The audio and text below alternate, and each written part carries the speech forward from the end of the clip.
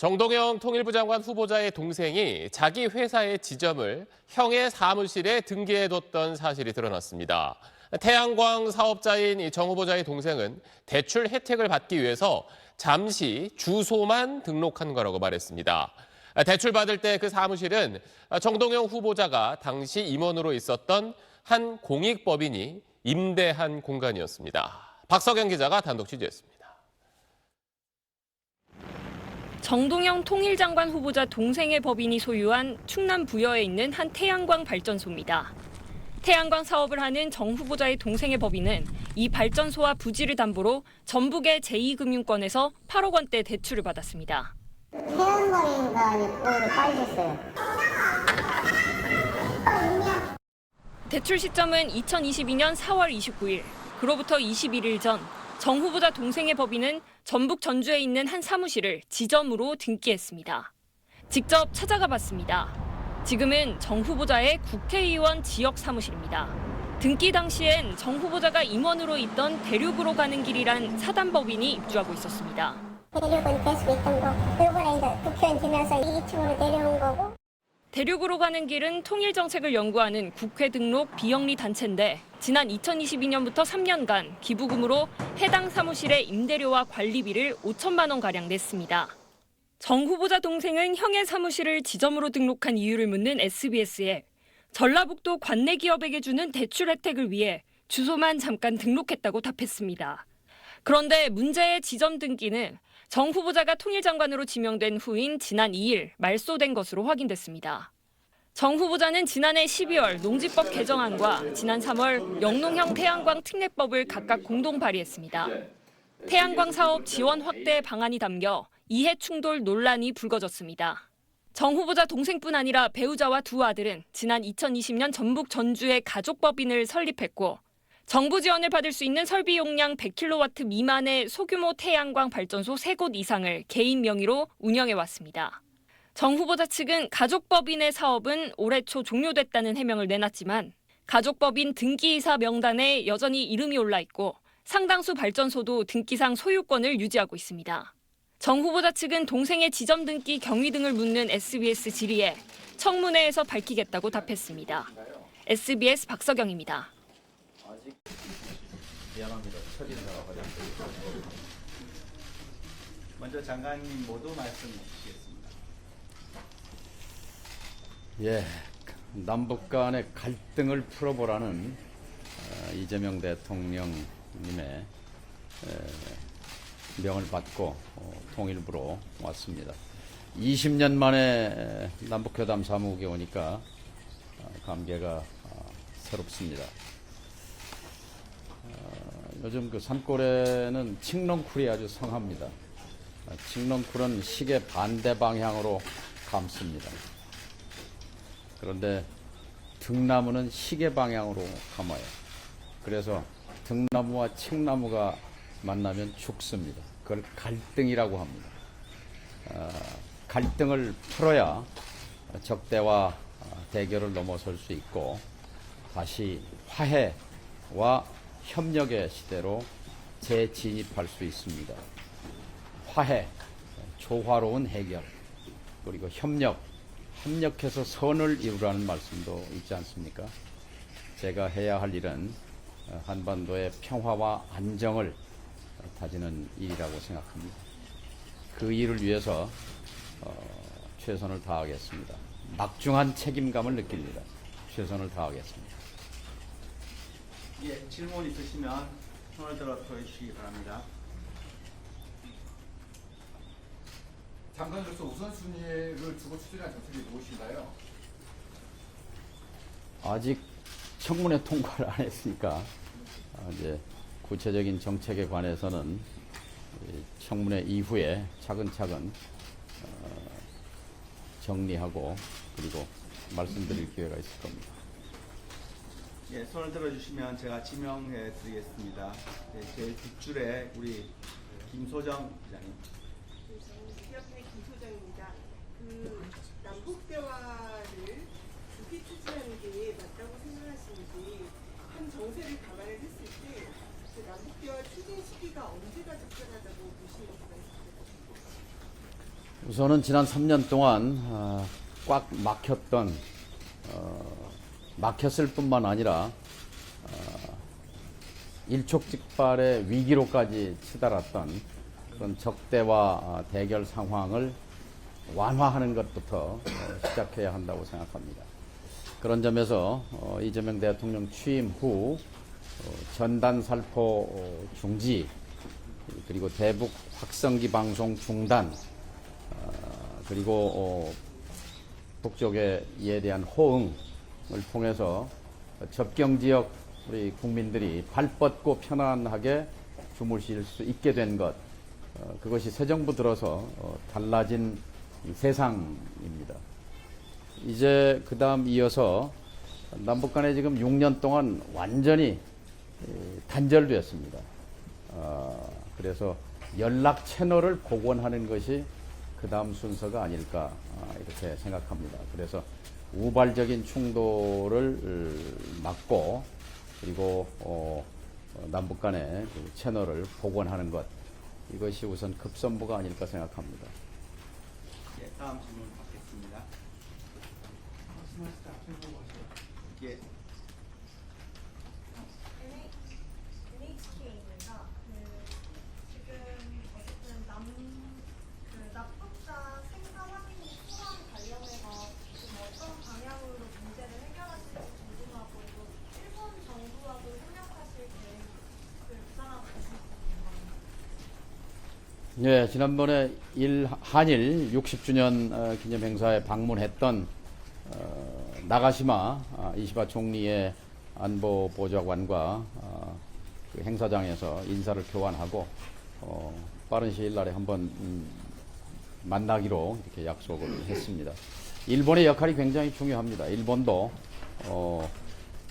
북일 관계 개선에 물밑 대화를 진행하는 것으로 알고 있습니다.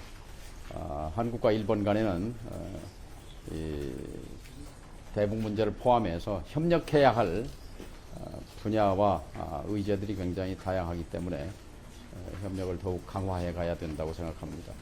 이시바 총리와 셔틀 외교를 재개하기로 한 이재명 대통령의 그런 결정, 좋은 결정이라고 생각합니다. 다음 질문 받겠습니다. 예, 가운데. 예, OBS 최관성입니다. 아까 남북 간의 대화 채널을 복원하는 것이 중요하다고 말씀하셨는데 연락 채널. 연락 채널이요. 예, 어떤 모멘텀이 있어야지 좀 가능할지. 어쨌든 지난 3년 동안 좀 적대적으로 서로 대하면서 북한이 적대적인 국가 체제를 선언하고 또 아예 단절을 좀 해왔지 않습니까? 예, 그래서 그런 계기도 좀 필요할 것 같은데 어떤 게 있을지 좀 말씀드리겠고요. 또 관련해서 먼저 통일부 장관을 이제 앞서서 하셨을 때 남북 경협을 통해서 많이 이제 대화 교류의 물꼬를 트셨지 않습니까? 그 부분이 지금 중단돼서 좀 안타까운 느낌이 드는데 그런 것도 어떤 하나의 계기가 될 수 있을 것 같습니까? 혹시 구체적으로 국상하고 계신 게 있으면 어떤 게 있을지 말씀 부탁드리겠습니다. 제일 중요한 건 지금 신뢰가 완전히 무너져 있잖아요. 신뢰를 다시 쌓아 올리는 것. 신뢰의 바탕 위에서 금강산 관광도 이루어졌고, 동서 도로철도도 연결이 됐었고, 또 신뢰가 있었기 때문에 개성공단도 10년 동안 가동이 됐지 않습니까? 개성공단은 사실 명칭이 달라져야 합니다. 예를 들면 개성은 글자 그대로 성을 연다는 말인데 공단이라고 붙이니까 그 의미가 굉장히 축소되는 것 같습니다. 개성평화도시든지 개성평화지구든지 좀 달리 불러야 하지 않냐 생각하는데, 그런 것들이 다 남북 간에 쌓여진 신뢰 바탕 위에 이루어진 것이거든요. 신뢰는 일단 소통에서부터 시작됩니다. 6년 동안 문재인 정부 3년, 윤석열 정부 출범 이후 3년, 6년간 완전한 단절 상태. 이것은 비정상입니다. 그래서 이 단절된 소통 부재 상황을 해소하는 것, 이것이 첫 번째 과제가 아닐까 싶습니다. 예, 다음 질문 받겠습니다. 예, 내정 부회장님. 네, 안녕하십니까. 매일경제신문 김성훈입니다. 후보자님 방금 오실 때 여기가 이제 남북회담본부에 오랜만에 오셨다고 했는데, 지금 여기 보시다시피 남북관계관리단이라는 명칭으로 바뀌었고 말씀하셨던 화해 협력이라든가 대화 채널 복원을 위한 그 통일 부분의 조직이나 그런 역량이 많이 지금 통폐합되고 축소된 상태인데요. 그 관련해서 이제 청문회를 통과하시고 나시면은 그런 위축된 통일부 조직이나 그런 기능을 어떻게 회복하실지 거기에 대한 생각 듣고 싶습니다. 예, 저는 여기가 남북회담 사무국이라고 생각하고 왔는데 들으면서 남북관계 관리단으로 이 팻말이 바뀌어 있어서 좀 생경했습니다. 이 남북회담 사무국은 역사적인 건물입니다. 그 남북 적십자 회담부터 시작해서 그다음에 2005년 9.19 공동성명을 지휘했던 사령탑이 바로 이 장소였습니다. NSC 멤버들이 모여서 북경의 육자회담을 시간 모니터링 해가면서 또 실시간으로 우리가 결정사항을 통보하고 이러면서 한국 외교사에서 금자탑이라고 할 수 있는 2005년 9.19 공동성명 미중일러 4대 강국을 움직여서 한반도의 운명과 관련한 국제적 합의를 이끌어냈던 그 사령탑이 이 장소입니다. 제가 듣기로는 남북회담 사무국, 또 교류협력국, 또 개성공단 지원사무소, 남북연락사무소 등을 모두 통폐합해서 남북관계 관리단으로 뭉뚱그려서 여기 놓은 것 같은데요. 이거 역시 비정상이라고 생각합니다. 이재명 대통령께서도 남북관계 개선과 그리고 남북관계 복원에 대한 의지를 여러 차례 천명하신 바 있습니다. 다시 이 통일부도 그 역할과 기능, 위상을 재정립할 필요가 있다고 생각합니다. MBC 신재용 기자입니다. 안녕하세요. 대북전단 관련해서 하나 여쭤보려고 합니다. 의원 시절에 지난 정부가 무대응으로 일관했다 이렇게 강하게 비판을 하셨었는데요. 오늘 마침 차관께서 직접 그 단체 대표분께 전화를 해서 이렇게 자발적인 어떤 전단 살포 중지를 요청했다 이런 기사도 나왔는데 장관으로서 만약에 하신다면 어떤 보안 같은 게 있으신지 궁금합니다. 공교로운데요. 제가 오늘 오전에 최성룡 납북자 가족 모임 대표시죠. 최성룡 회장과 통화를 했습니다. 그래서 제가 듣기로는 전단 살포를 재검토한다는 얘기를 들었기 때문에 결단을 한 데 대해서 굉장히 높이 평가한다. 그리고 남북관계 안정과 평화를 위해서 꼭 필요한 조치다. 구체적인 얘기는 좀 만나서 얘기를 합시다. 이런 통화를 한 일이 있습니다. 어쨌든 그 대북 전단이 남북 갈등에 그리고 적대와 대결로 들어가는데 그 촉매제, 천병 역할을 한 건 사실입니다. 그리고 평화와 안정을 위해서 그것은 대단히 도발적이고 또 적대적인 행위이기 때문에 그것은 재발돼서는 안 된다고 생각합니다. 마지막으로 질문 한 개 전달하겠습니다. 우리 최선 뉴스원 최소망입니다. 남북관계 소통과 분쇄를 해소하는 게 가장 첫 번째 과제라고 하셨는데 사실 지금 북한은 러시아와 밀착을 하고 있고 남한에 대해서는 적대적 미국가라고 지금 선언을 해놓은 상황입니다. 남한과의 대화 의지가 전혀 없어 보이는데 이런 상황에서 북한의 힘을 좀 이끌어낼 만한 모수가 있을지 궁금합니다. 세상에 변화하지 않는 것은 없습니다. 상황이 바뀌면 입장도 바뀔 수밖에 없습니다. 그러니까 이렇게 된 것은 윤석열 정부 시절의 일입니다. 이제 윤석열 정부는 역사 속으로 사라졌습니다. 새 정부와 함께 새로운 남북관계 정립을 모색하는 것이 그래서 중요하다고 생각합니다. 마지막으로 질문 하나 정도만 더 받겠습니다. 양해해 주시기 바랍니다. 하채린 한두 분 더 받으세요. 후보 지명 축하드립니다. 연합뉴스 하채린입니다. 최근에 국정기획위원회에서 통일부 보고를 받은 동시에 부처 명칭 변경 논의가 이루어졌다는 거 이제 여러 전문가들이 얘기했는데요.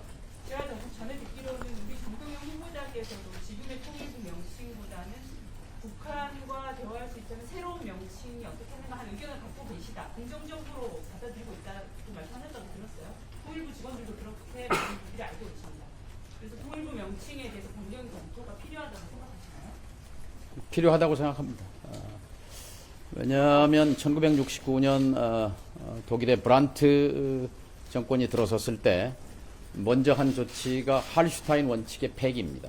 적의 친구는 적이라고 하는 동독과 외교 관계를 맺은 나라와는 수교하지 않는다는 원칙을 폐기했고, 그리고 동독을 괴뢰로 규정했던 것으로부터 동독의 국가성을 인정하면서 당시에 전 독일부로 되어 있던 동서독 관계 관련 부서의 명칭을 내독부로 바꿉니다. 전독부는 우리말로 하면은 통일부가 됩니다. 그리고 내독부는 동서독 관계부가 되겠죠. 지금 우리 입장에서도 한반도의 평화가 곧 통일입니다. 통일은 마차에 해당이 되는 것이고 평화는 말입니다. 마차가 앞에 가서는 말을 끌 수가 없습니다. 말이 앞에 가야 마차를 끌어갈 수 있다고 생각합니다. 일단 평화를 정착하는 것, 그것이 5천만 국민의 지상 명령이고, 또 한반도에 살고 있는 모든 구성원, 우리 민족의 지상 과제가 현재로서는 평화 체제라고 생각합니다. 평화와 안정을 구축한 바탕 위에서 통일도 모색할 수 있다고 생각하기 때문에 저는 통일부의 명칭 변경도 적극적으로 검토할 필요가 있다, 이렇게 생각합니다. 네, 그럼 여기부터 받겠습니다. 김정민. 안녕하십니까. 미국 NK뉴스의 김정민 기자입니다. 국제정세가 남북관계에 영향을 많이 미치는데 국제정세가 굉장히 어려울 때 지명을 받으셔서 마음이 좀 무거우실 것 같습니다. 지금 이란 핵시설과 지도국하게 북한이 굉장히 주의 깊게 보고 있을 것 같은데요. 그 핵협상하는 과정에서 북한이 나중에라도 이런 사격 대상이 되지는 않을까 이런 우려가 있을 수 있을 것 같은데, 이런 거에 대해서 좀 확신을 줄 수 있는, 한국이 북한에게 그런 일이 일어나지 않을 거라 확신을 줄 수 있는 그런 관색이 되고 있으십니까? 네, 불행 중 다행으로 호르무즈 해협 봉쇄까지는 일어나지 않고 이란 이스라엘 전쟁 휴전을 트럼프 대통령이 이끌어낸 것, 선언한 것, 다행이라고 생각합니다. 부서진 건물, 눈물 흘리는 가족들, 그리고 폐허가 된 그 잔해 더미를 텔레비전 뉴스를 보면서 참 전쟁이라는 것, 그 피해 당사자들에게는 그것이 얼마나 참혹한 것입니까? 우리는 상상하기도 싫은 상황입니다. 그런데 이 한반도에서 바로 75년 전에 참혹한 전쟁이 있었습니다.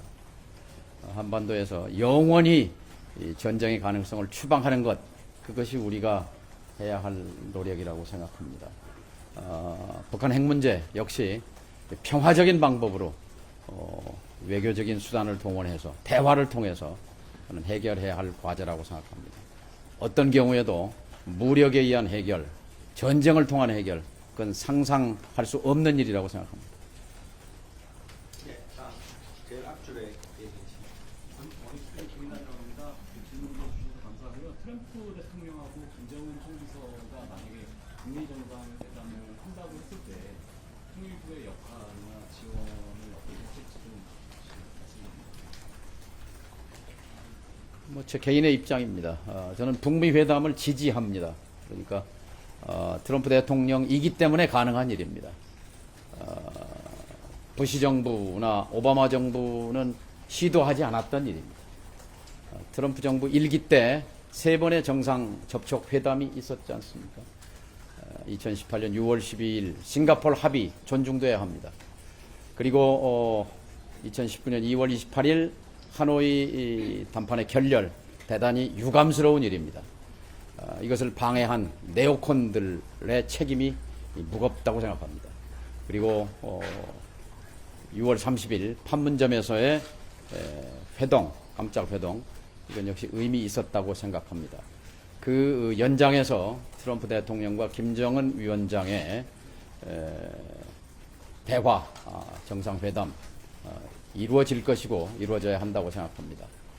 우리로서는 그것이 한반도의 긴장 완화 그리고 평화 안정에 큰 도움이 될 것이기 때문에 저는 이것을 지지한다고 말씀드리는 겁니다. 저기 잠깐 지금 하시기 전에 한 3시간 전에 주한 미국 대사가 언론 브리핑을 했었는데요. 프레스에서 거기서 북미 대화에 나설 때 미국이 비핵화를 요구하지 않을 것이다. 북한에 그런 얘기를 했거든요. 중 대사가 일단은 비핵화를 왜 그런 얘기를 하냐 했더니 기자들 물었더니 비핵화를 요구하면 북한이 나오겠느냐 안 나올 것이다. 그러니까 최종적으로 답이 일단 미국 여기에서는 미국은 북한에 비핵화를 요구하지 않겠다라고 대사가 대사 대리죠. 조셉 윤 대사 대리가 얘기를 했는데 한국이 아까 대화에 대해서 북미 대화에 대해서 굉장히 동의를 한다고 하셨는데 이 한국의 입장에서 조셉윤 대리가 아까 얘기한 거는 제가 이해하기로는 그 선 비핵화 요구를 하지 않겠다는 거죠. 그렇죠. 선 비핵화 요구를 하면 대화에 나오지 않기 때문에 일단 대화 테이블을 만들고 대화를 이어가면서 비핵화를 추구하겠다. 최종 목표 이렇게 얘기한 거죠. 최종적으로 이제 비핵화를 가겠지만 처음부터 얘기하지 않겠다는 거거든요. 그 엄청난 차이죠. 비핵화를 얘기하지 않겠다는 것과 선비핵화를 얘기하지 않겠다는 것은 조셉윤 대사가 말한 것은 선비핵화를 전제 조건으로 걸지 않겠다 이런 얘기로 이해합니다. 그건 당연한 얘기라고 생각합니다.